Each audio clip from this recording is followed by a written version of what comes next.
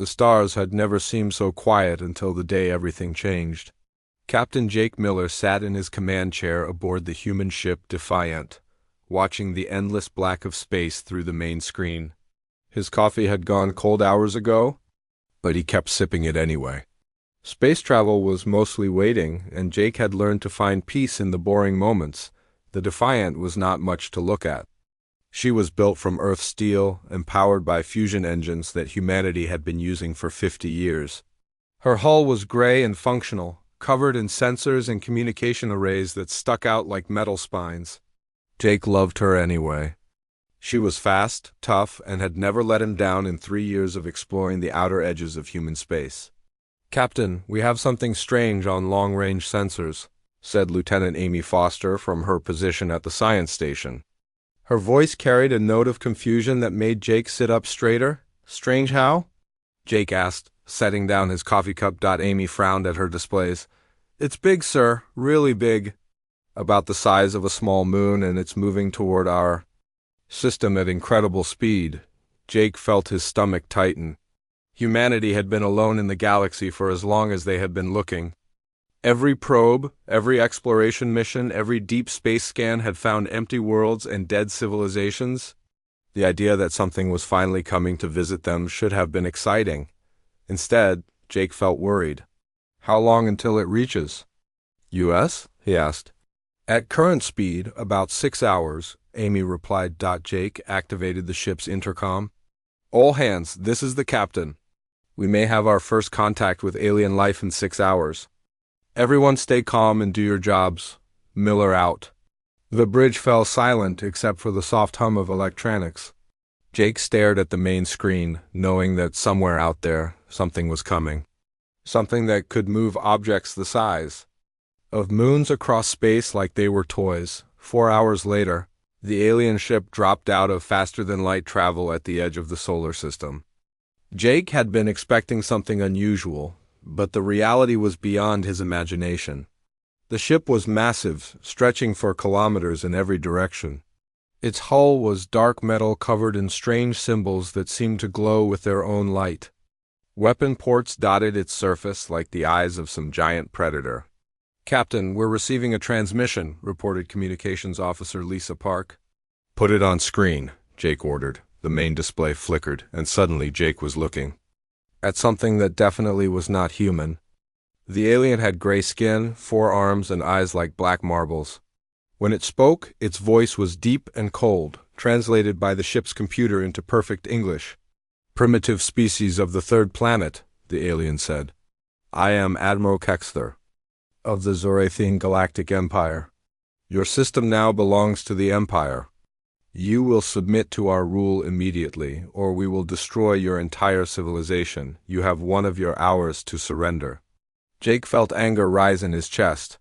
Humanity had spent centuries fighting for freedom, and now some alien with too many arms thought he could just take it away. Jake stood up from his command chair and walked closer to the screen. "Admiral, this is Captain Jake Miller of the human vessel Defiant. I have a message for you and your empire." Jake paused, making sure his words would be clear. "Come and take it." The alien's face showed what might have been surprise. "You dare to refuse the Empire? Your pathetic ship is no match for our power." "Maybe not," Jake said with a slight smile. "But we're about to find out." Admiral Kexler's image disappeared from the screen. A few minutes later, Amy reported that a smaller ship had separated from the alien mothership and was heading directly toward them. "It's still huge," Amy said, studying her sensors. "About 10 times our size, heavily armed and shielded." Jake returned to his command chair and activated the ship's combat systems. Red lights began flashing throughout the bridge as the Defiant prepared for battle. "Lisa, send a message to Earth Command. Tell them we've made contact with hostile aliens and are about to engage." "Message sent, Captain," Lisa confirmed. The alien ship, which Jake learned was called the Iron Talon, approached with the confidence of a predator that had never known fear. Its captain, Veltar, had destroyed dozens of primitive civilizations. To him, this was just another easy victory for the Empire. "Human vessel," came Veltar's voice over the radio. "Prepare to be destroyed." Jake gripped the arms of his chair. All hands battle stations, this is not a drill. The Iron Talon opened fire first. Massive bolts of blue energy shot across space toward the Defiant. Jake watched them coming and felt time slow down the way it always did in combat. Evasive maneuvers, he ordered. The Defiant spun to the right just as the energy bolts passed. Through the space where she had been, Jake felt the ship respond to his commands like a living thing. She was built by humans for humans, designed to move the way human pilots thought and react at human speeds. "Return fire," Jake commanded. The Defiant's weapons were not as impressive as the alien guns, but they were precise. Streams of superheated metal shot toward the Iron Talon at incredible speed. The alien shields flared as they absorbed the impacts. But they held, Veltar laughed over the radio. "Is that the best you can do, human?" Jake smiled grimly. The aliens thought in terms of big ships and overwhelming firepower. Humans had learned to think differently. "Amy, give me everything you can about their ship's structure." "Their shields are strong, but they're designed for energy weapons," Amy reported. "I'm not seeing much protection against physical projectiles." "Perfect," Jake said. "Lisa, load the kinetic penetrators." The Defiant carried weapons that most galactic civilizations had abandoned thousands of years ago. Simple tungsten rods, accelerated to enormous speeds by magnetic launchers. The aliens had never encountered anything so primitive, which made them completely unprepared for what happened next. "Fire!" Jake ordered. 6 tungsten rods shot from the Defiant's launchers. Moving so fast they were invisible to the naked eye. They passed right through the Iron Talon's energy shields as if they were not there, and punched holes through the alien hull like bullets through paper. Veltar's confident laughter stopped abruptly as his ship shuddered under the impacts. Alarms began wailing throughout the Iron Talon as atmosphere vented from the hull breaches. "Impossible," Veltar transmitted. "Your primitive weapons cannot penetrate our defenses." "Apparently they can," Jake replied calmly. "Want to try again?" The Iron Talon tried to retreat, but the Defiant was faster and more maneuverable. Jake chased the wounded alien ship through space, firing tungsten rods whenever he had a clear shot. Each impact caused more damage, and soon the Iron Talon was leaking air and energy from dozens of holes. Finally, Veltar's ship went dark and began drifting. Jake ordered his crew to stand down and opened a channel to the alien mothership. "Admiral Kexter," Jake said, "your ship is disabled. Do you want to surrender, or should we continue this conversation?" Admiral Kexter stared at his tactical display with growing disbelief.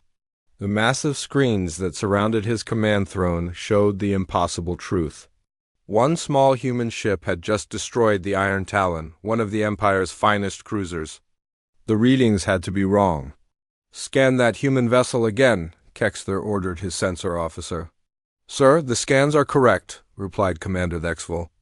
The human ship displaced the Iron Talon with weapons that appear to be simple kinetic projectiles. Kexler's forearms clenched into fists.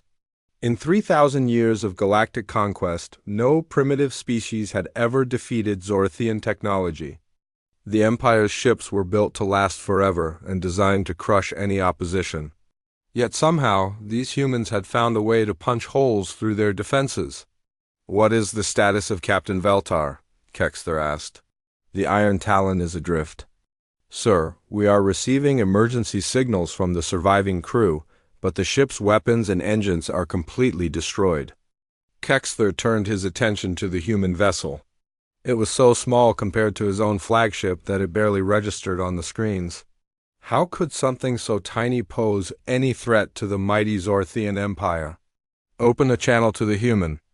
"Captain," he commanded. Jake Miller's face appeared on the communication screen. The human looked calm and confident, which annoyed Kexter more than any amount of fear would have. "Admiral," Jake said politely, "I trust you received our message." "Clearly." "You have destroyed one of my ships through trickery and luck," Kexter replied. "But your primitive vessel cannot stand against the full power of the Empire. Surrender now, and I will make your death quick," Jake smiled. "Thanks for the offer, but I think we'll pass. Besides, I'm curious to see what other tricks we might have." The communication ended and Kexler felt his anger growing. These humans showed no proper respect for the Empire's power. They needed to be taught a lesson that would echo across the galaxy. Deploy Battle Group 7, Kexler ordered. 12. Heavy cruisers and the battleship Thunder of Dominion. Crush that human ship and show them the price of defying the Empire. While the Zorithian fleet prepared for battle, Jake was receiving reinforcements of his own. The human destroyer Vengeance dropped out of faster-than-light travel and took position beside the Defiant. Captain Amy Clark's ship was newer and faster than Jake's vessel, armed with the latest human weapons and defensive systems. "Good to see you, Amy," Jake transmitted to the other ship. "Wouldn't miss this party for anything," Amy replied. "Earth Command says more ships are coming, but it'll be hours before they arrive." Jake studied the approaching alien fleet on his sensors, 13 massive warships against 2 human vessels. The odds were not good, but Jake had learned long ago that odds were just numbers. What mattered was how you used what you had. "Amy, you see those alien ships coming at us in perfect formation?" Jake asked. "Hard to miss them. Very pretty, very organized. Very predictable," Jake added. "Want to show them why humans don't fight." "Fair?" Both human ships activated their stealth systems simultaneously. To Zorithian sensors, the Defiant and Vengeance simply vanished from space. The alien fleet suddenly found themselves shooting at empty vacuum while their targets disappeared. Like Ghost. Commander Alex Stone aboard the Defiant watched his tactical display with satisfaction. The stealth technology had been developed for use against other human ships, but it worked even better against aliens who had never encountered it before. "Captain, I have firing solutions on 6 enemy vessels," Alex reported. "Hold your fire," Jake ordered. "Let them get closer first." The Zorithian fleet moved deeper into the engagement zone, their sensors sweeping desperately for any sign of the human ships. Battle Group 7's commander, Admiral Ziktos, was growing frustrated with his inability to locate such small targets. "Where are they?" Ziktos demanded. "Unknown, sir," his sensor officer replied. "They appear to have some form of advanced cloaking technology. Impossible. No primitive species has ever developed effective stealth systems." That was when the human ship struck. The Defiant appeared directly beneath the Zorithian battleship Thunder of Dominion, so close that the alien point defense systems could not target her. Jake fired a spread of kinetic penetrators directly into the massive ship's engine section. The tungsten rods punched through the hull and into the ship's reactor compartment. At the same moment, the Vengeance materialized in the middle of the alien formation and launched a spread of missiles, but these were not ordinary warheads. Lieutenant Commander Ben Hayes had programmed them to detonate between the enemy ships, creating clouds of metallic debris and electromagnetic interference that blinded Zorithian sensors. "Now they can't see anything," Ben reported with satisfaction. Jake pushed the Defiant's engines to maximum power, weaving between the massive alien ships like a fighter pilot threading through canyons. The Zorithians fired wildly in all directions, but their weapons were designed for long-range combat against other capital ships. They could not track targets moving so close and so fast. Captain Amy Clark took the Vengeance on a similar course, using the confusion to strike at weak points in enemy hulls. Her ship's weapons carved precise holes in alien armor, targeting critical systems with surgical precision. "Human vessels," Admiral Ziktos transmitted on all frequencies, "show yourselves and fight with honor. Honor is for people who can afford it," Jake replied. "We prefer to win." The battle became a deadly game of hide and seek among the wreckage of Zorithian pride. Human ships would appear from nowhere, strike with devastating accuracy, and vanish again before return fire could be coordinated.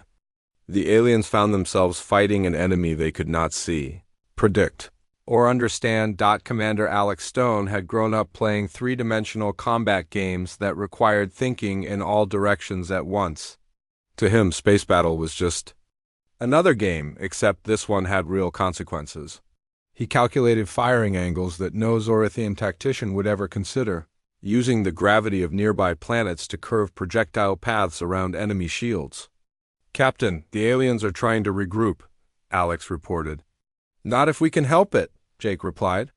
Amy, you ready for something really crazy? Define crazy, Amy responded. Remember that maneuver we practiced near Jupiter last year? The one that nearly killed us? There was a pause. Jake, that maneuver nearly tore both our ships apart, but it worked. And right now, we need something that will work. Both human ships accelerated toward the gas giant at the edge of the system. The Zorthians followed, thinking they had finally cornered their elusive prey. What they did not realize was that humans had spent centuries learning to fly in atmospheres, while most galactic species only knew how to operate in the vacuum of space. Jake dove the Defiant into the upper atmosphere of the gas giant, using the dense gases to mask his ship's signature while the hull glowed white-hot from friction. No sane pilot would attempt such a maneuver. The stress forces should have torn the ship apart and killed everyone aboard, but human ships were built differently. They were designed to handle atmospheric flight, to survive crash landings, and to keep flying even when everything was going wrong. The Defiant skimmed through the gas giant's atmosphere like a stone across water, emerging on the far side with her hull smoking but her systems intact.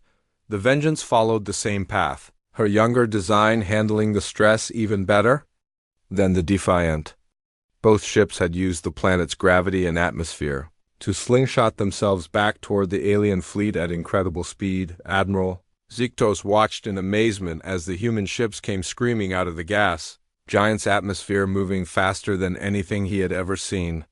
His fleet was caught completely off guard, their weapons unable to track targets moving at such velocity. Jake and Amy opened fire simultaneously. Tungsten rods and missiles struck the Zorathian ships from an angle they had never considered possible. 3 alien cruisers were crippled in the first pass, their hulls torn open by weapons moving at relativistic speeds. Retreat, Admiral Ziktos ordered his remaining ships. All vessels, retreat immediately. The surviving Zorathian ships fled the battlefield, leaving behind 4 destroyed cruisers and the crippled battleship Thunder of Dominion. Jake watched them go and felt a mixture of satisfaction and worry. They had won this battle, but the war was just beginning. Earth Command, this is Captain Miller, Jake transmitted. We have successfully repelled the alien attack, but I suspect they'll be back with more ships. Understood, Captain, came the reply. Reinforcements are en route. Hold your position and prepare for a larger engagement. Jake looked at the wreckage floating around his ship and realized that everything had changed. Humanity was no longer alone in the galaxy, and their new neighbors were not friendly. But they had also learned something important.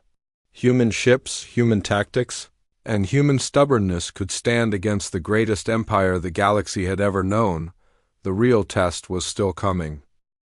News of the defeat traveled through the Zorathian Empire faster than the fleeing ships could carry it. Admiral Kexler sat in his command chamber aboard the massive flagship Dominion's Wrath, staring at reports that made no sense. Battle Group 7 had been destroyed by 2 primitive human vessels. 4 heavy cruisers completely destroyed, 8 others damaged so badly they would need months of repairs. This is impossible, Kexler muttered for the 10th time. Humans are a young species. Their technology should be centuries behind ours. Commander Thexville approached his admiral's throne carefully. Sir, perhaps we have underestimated their capabilities. Kexler's forearms slammed against the armrests of his chair. No species develops effective space warfare in less than 1,000 years.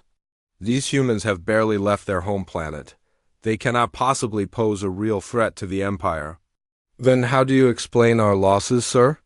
Kexler stood and walked to the massive windows that looked out into space. Beyond the transparent metal, he could see dozens of Zorathian warships preparing for battle. The Grand Fleet was assembling, called together from across the Empire to deal with this unexpected threat. Luck, Kexler said finally. They caught U.S. by surprise with unconventional tactics. But luck does not last forever. When they face the full power of the Grand Fleet, they will understand their mistake. 3 days later, The largest military force in galactic history dropped out of faster-than-light travel at the edge of the human solar system. 200 Zorithian warships spread across space like a metal cloud, their hulls gleaming in the light of the distant sun. At the center of this armada was the super dreadnought Eternal Dominion, flagship of Emperor Drakemel himself. The Emperor had come personally to oversee the destruction of humanity. In 5,000 years of life, Drakemel had never encountered a species foolish enough to resist the Empire twice.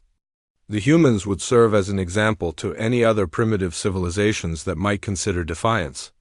"Your Imperial Majesty," Admiral Kexler said as he entered the Emperor's throne room, "the Grand Fleet stands ready to carry out your will." Emperor. Drakemel was ancient even by Zorithian standards. His 6 arms moved slowly, and his black eyes held the cold wisdom of countless conquered worlds. "Show me these humans who dare to challenge our authority." The throne room's main display activated, showing the human ships detected by long-range sensors. Kexler pointed to the largest vessel with obvious disdain. "This appears to be their primary warship, Your Majesty. Our analysts believe it is some form of battleship, though it is constructed from primitive materials." The Emperor studied the human vessel with interest. The ship was large by human standards, but tiny compared to Zorathian dreadnoughts. Its hull appeared to be made from common metals and ceramic composites. The weapon ports were few in number and seemed designed for simple projectile weapons. "It looks like a cargo freighter with guns attached," the Emperor observed. "Our thoughts exactly, Your Majesty. Intelligence suggests the humans are simply mounting weapons on whatever ships they have available." Emperor Drakemel smiled, showing rows of sharp teeth. "How desperate they must be. Very well.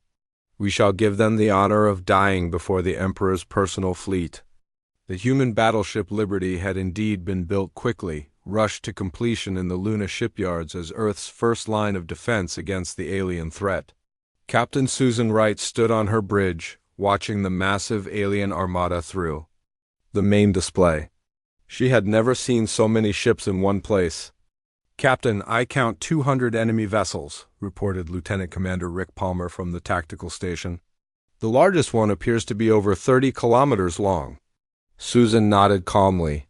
She had been expecting this moment since the first alien transmission reached Earth. The Liberty was humanity's answer to galactic aggression, built using every lesson learned from centuries of warfare. "Communications, any word from the Defiant and Vengeance?" "Both ships are en route, Captain," replied Ensign Lisa Martinez. "Captain Miller reports they will join us within the hour." Susan smiled slightly. Jake Miller had become something of a legend in the past week. The pilot who had faced down an entire alien battle group with just 2 ships was exactly the kind of crazy human the galaxy was about to learn to fear.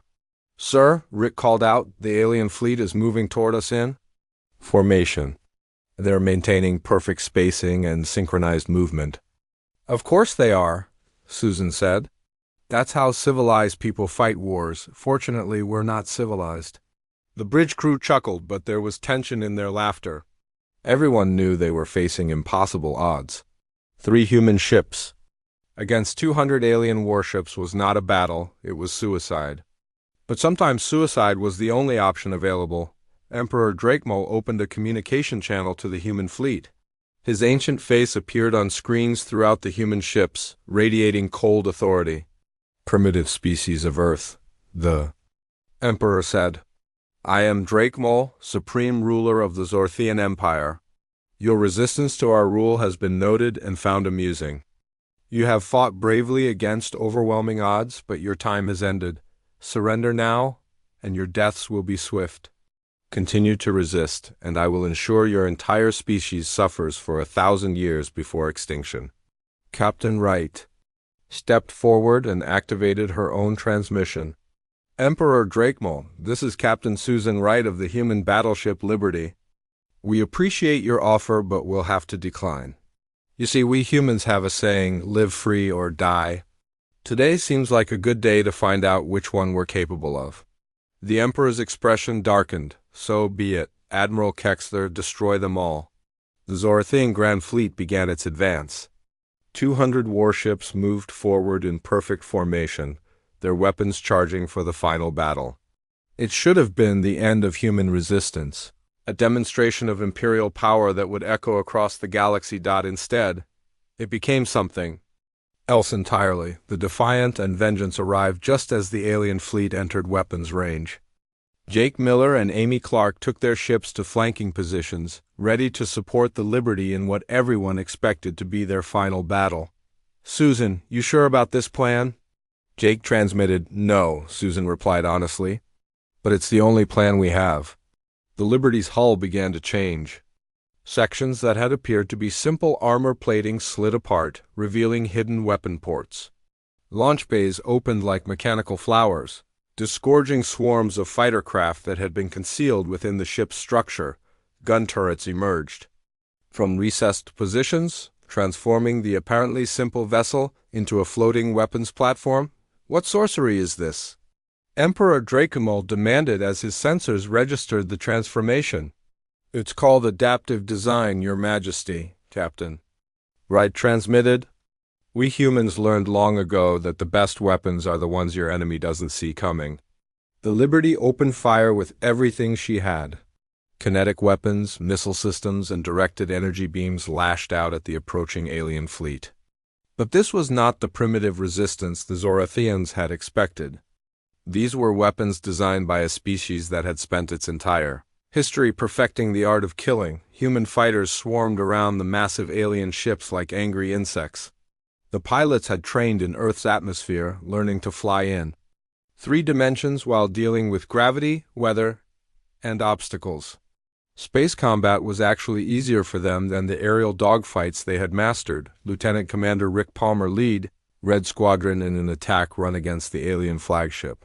His fighter was tiny compared to the Eternal Dominion, but it was fast and maneuverable in ways the alien point defense systems could not match.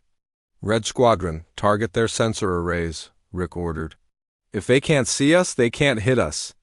The human fighters dove toward the massive alien ship, weaving between defensive fire with practiced ease.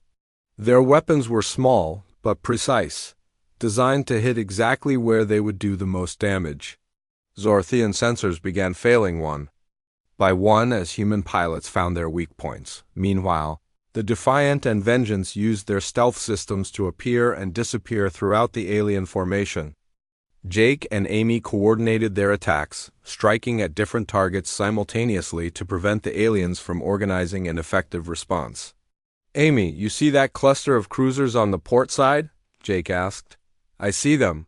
Want to try the Saturn maneuver? Let's do it." Both human ships accelerated toward the alien cruisers, then split apart at the last second. Their combined fire caught the Zorathian vessels in a crossfire that their shields could not deflect. 3 alien ships exploded in brilliant flashes of light. Emperor Dracomol watched the battle with growing amazement. His grand fleet, the most powerful military force in galactic history, was being torn apart by 3 primitive ships and a handful of tiny fighters. It was impossible, but it was happening. "Admiral, report," the Emperor demanded. "We have lost 37 ships, Your Majesty," Admiral Kexler replied, his voice shaking. "The humans are using tactics we have never encountered. Their fighters move like nothing we have ever seen, and their capital ships appear and disappear at will. Impossible. No species develops such advanced technology so quickly." "Perhaps they did not develop it quickly, Your Majesty. Perhaps they developed it differently."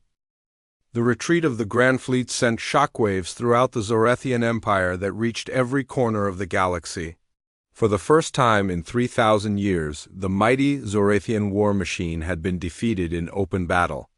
Not by another ancient empire or advanced civilization, but by a species so young they had barely learned to leave their homeworld.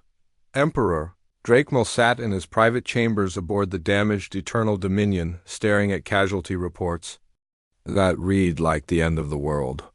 153 ships destroyed. 22,000 Zorathian warriors dead.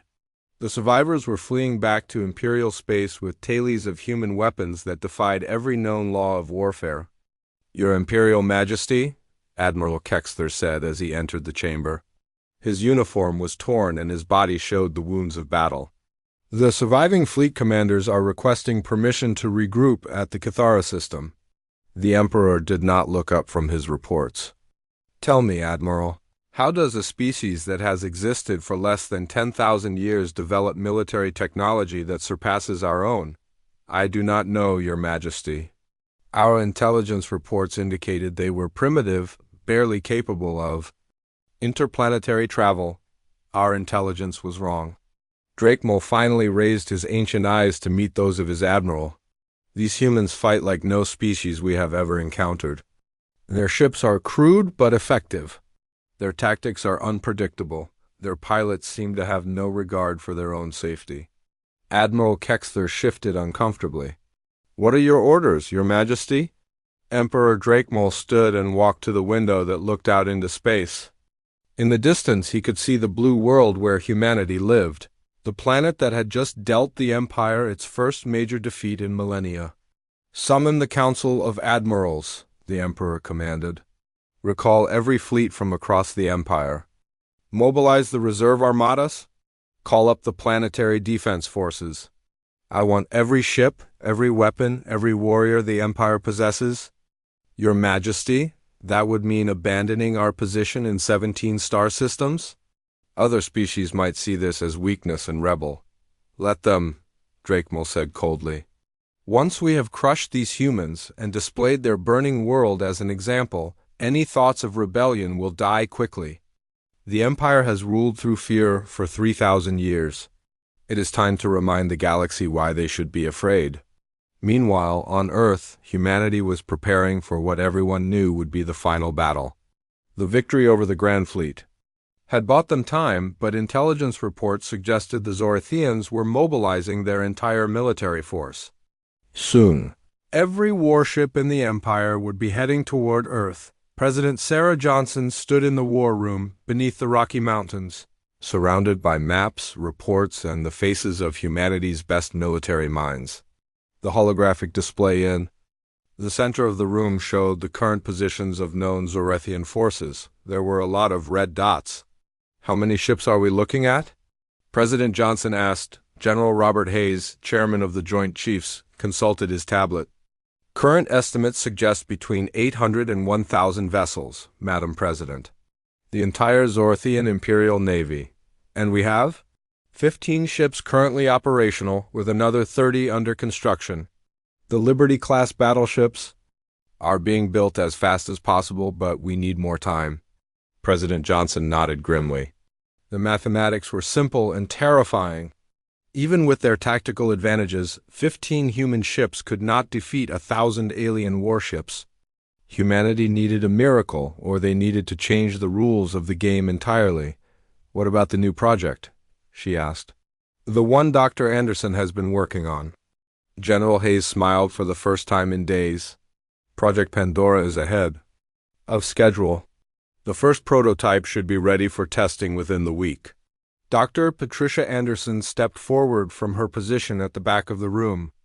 She was a small woman with gray hair and intense eyes, the kind of scientist who had spent her entire career thinking about things that most people hoped would never be necessary.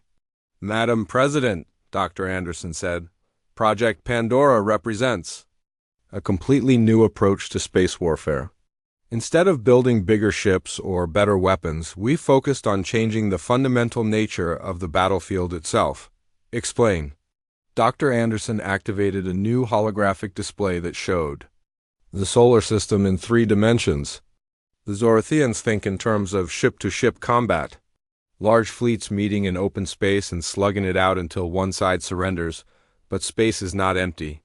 There are asteroids, comets, debris fields, and gravitational forces that can be used as weapons if you know how. She manipulated the display to show the asteroid belt between Mars and Jupiter. We've been secretly placing devices throughout the asteroid field, mining charges, gravity generators, mass drivers. When the Zorathian fleet arrives, we won't just be fighting them with ships. We'll be fighting them with the solar system itself. President Johnson studied the display with growing understanding. You want to turn the asteroid belt into a weapon? Exactly. Imagine trying to navigate through a field of rocks, while those rocks are being accelerated toward you at significant fractions of light speed. Even Zorathian shields have limits. General Hayes looked skeptical. What about our own ships? Won't they be just as vulnerable? That's where Captain Wright's new ship design comes in, Dr. Anderson replied. The Freedom-class vessels are built specifically for asteroid field operations, smaller, faster, and more maneuverable than anything the Zorathians have ever seen. 3 weeks later, the largest military force in galactic history entered the human solar system. The Zorathian Imperial Armada consisted of nearly 1,000 warships, including super dreadnoughts that were each the size of small cities. Emperor Drakemel commanded personally from the bridge of his new flagship, the Infinite Dominion, a vessel so large it had its own gravitational field. Your Imperial Majesty, Admiral Kexler reported, long-range sensors detect 37 human vessels. In the asteroid belt between the 4th and 5th planets, Emperor Drakemel studied the tactical display with satisfaction. 37 ships against 1,000.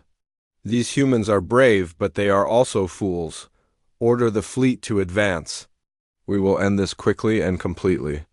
Captain Susan Wright stood on the bridge of her new command, the human battleship Freedom. Around her in the asteroid field, 36 other human ships waited in positions carefully calculated by Dr. Anderson's computers. Each vessel was smaller than the old Liberty class, but they were faster and carried weapons designed specifically for the coming battle. Captain, the alien fleet is entering the outer edge of the asteroid belt, reported Commander Lisa Park from the sensor station. Susan activated the fleet communication system. All ships, this is Freedom Actual, execute Plan Omega on my mark. Throughout the asteroid field, hidden devices began to activate. Gravity generators created artificial gravitational wells that pulled asteroids from their natural orbits.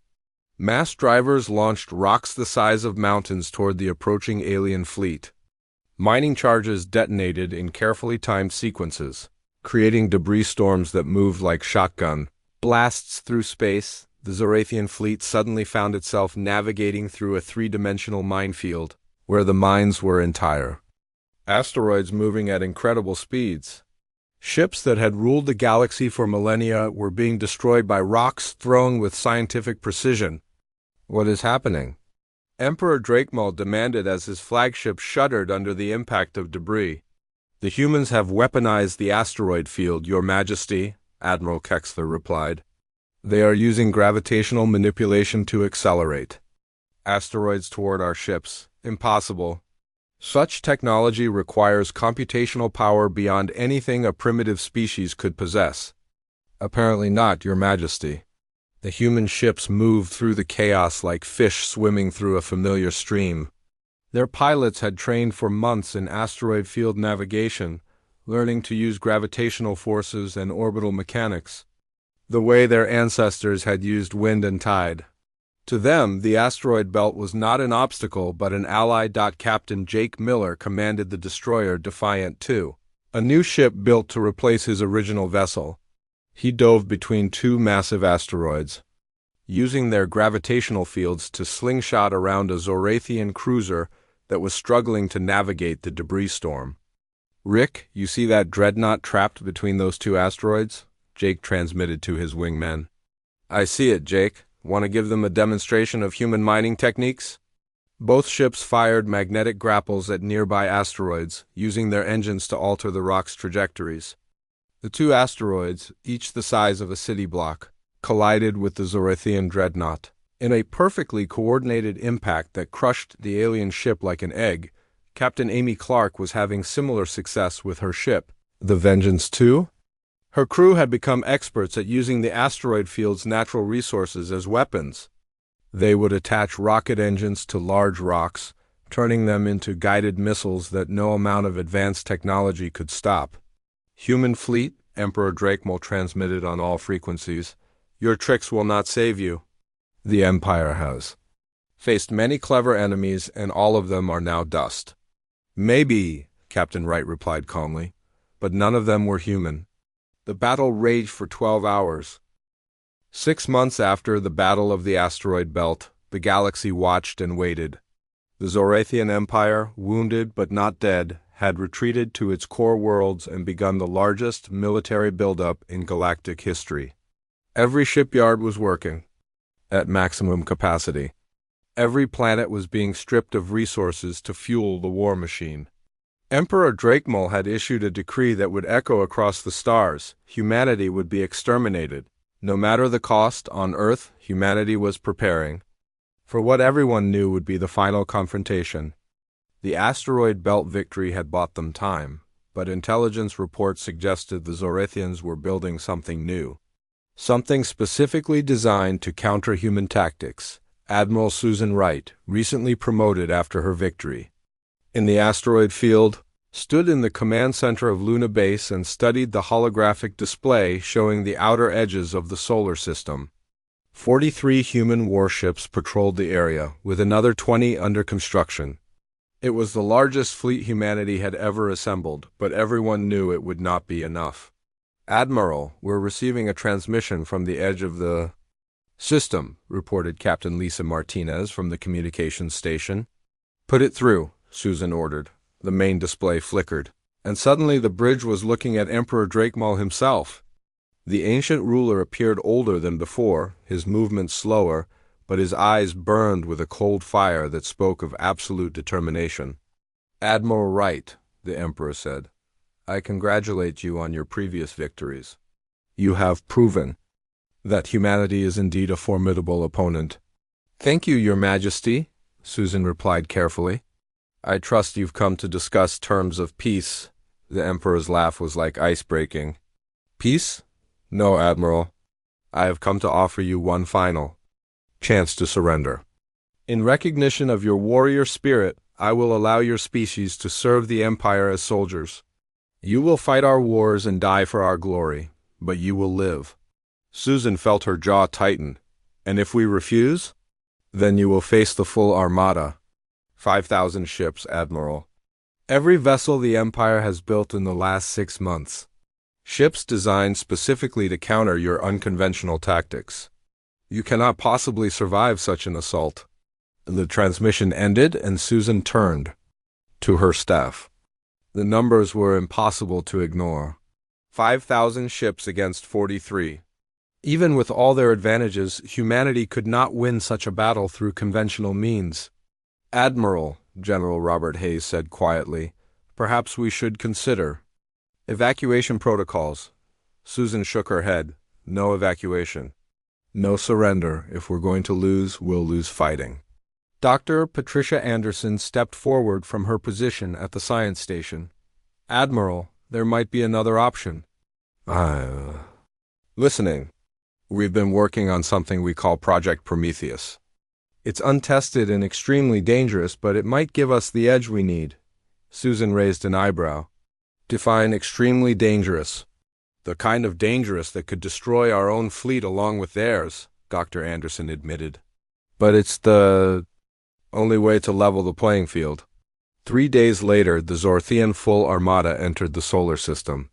5,000 warships spread across space in a formation so vast it blocked out entire sections of stars. At the center of this armada was the Emperor's new flagship, the Ultimate Dominion, a super dreadnought 50 kilometers long and armed with weapons that could crack planets. Captain Jake Miller stood on the bridge of his new command, the heavy cruiser Indomitable. Around him, in the darkness of space, the human fleet waited in positions that had been calculated down to the last meter. Every ship, every weapon, every pilot was ready for what might be humanity's final battle. "Jake, you sure about this plan?" transmitted Captain Amy Clark from her ship, the battlecruiser Relentless. "No," Jake replied honestly, "but it's the only plan we have." Admiral Wright's voice came over the fleet communication system. "All ships. This is Admiral Wright. Today we face an enemy that outnumbers us more than 100 to 1. By every logical measure, we should lose this battle. But logic has never been humanity's strong point. Across the fleet, human crews prepared for battle with the grim determination that had carried their species through countless wars. They checked weapons, ran system diagnostics, and said goodbye to loved ones through personal messages that might never be delivered. The Zorathians expect us to fight like civilized beings, Admiral Wright continued. They expect formations, tactics, and strategies that make sense. They are about to learn that humans stopped being civilized the moment they threatened our home. Emperor Drakemole watched the human fleet through the sensors of his flagship. 43 ships against 5,000. The odds were so overwhelming that the battle should be over before it began. Yet something about the humans' positioning troubled him. Admiral, the human ships are not in any formation we recognize, reported Commander Thexville. Explain, the Emperor ordered. They appear to be scattered randomly throughout the inner system. No central command structure, no coordinated positioning. It is as if they have abandoned all military doctrine. Emperor Drakemole smiled coldly. Fear has broken their discipline. Excellent. Order all fleets to advance. End this quickly. But the humans had not abandoned military doctrine. They had created a new one. As the Zorathian armada moved deeper into the solar system, hidden devices throughout space began to activate. Not gravity generators or mass drivers this time, but something far more dangerous. Dr. Anderson's Project Prometheus had placed artificial intelligence networks on every asteroid, moon, and space station in the system. Suddenly everything in the solar system became a weapon. Automated mining platforms launched their entire inventory of equipment at Zorathian ships. Communication satellites fired their positioning thrusters to ram into alien hulls. Even space debris was given guidance systems and turned into guided missiles. The Zorathian fleet found itself under attack by the solar system itself. Rocks, metal, ice, and machinery converged on their ships from every direction. Point defense systems designed to stop missiles and fighters were overwhelmed by the sheer volume of incoming objects. What sorcery is this? Emperor Drakemole demanded as his flagship shuddered under impacts from converted mining equipment. The humans have weaponized everything, Your Majesty, Admiral Kexler replied. Every object in this system has been turned into a guided projectile. But the real attack was just beginning. The human ships moved through the chaos like predators that had been waiting for exactly this moment. Captain Jake Miller pushed the Indomitable through a cloud of automated debris, using the cover to approach a Zorathian battle group that was struggling to deal with attacks from converted satellites. All weapons, target their command ship, Jake ordered. The Indomitable's guns spoke with voices of thunder. Kinetic rounds, missiles, and energy beams converged on the alien command vessel from point-blank range. The Zorathian ship's shields collapsed under the concentrated fire, and secondary explosions tore through its hull. Captain Amy Clark was leading a squadron of destroyers in attacks against the alien fleet's flanks. Her ships moved in patterns that seemed random but were actually carefully choreographed to maximize confusion among the enemy formations. Amy, you see that cluster of dreadnoughts near Jupiter? Transmitted Captain Wright from her flagship. See them? Want to show them what we learned from the asteroid belt? Do it. Amy's squadron accelerated toward Jupiter's largest moon, using its gravity well to slingshot around the celestial body at incredible speed. They emerged from behind the moon, moving faster than anything the Zorathians had ever tracked, striking the alien dreadnoughts before their weapons could rotate to engage. Admiral Wright watched the battle from the bridge of her flagship, the super battleship Prometheus. The ship was humanity's most advanced vessel, built using technology reverse-engineered from captured Zorathian equipment and improved with human ingenuity. Admiral, the alien fleet is beginning to break formation, reported Commander Rick Palma from the tactical station. Good, now we spring the final trap. Throughout the solar system, the largest weapons humanity had ever built began to power up. Solar collection arrays that had been disguised as research stations revealed their true purpose as massive energy projectors. Particle accelerators hidden inside asteroids charged to full power. Even the sun itself became a weapon as orbital.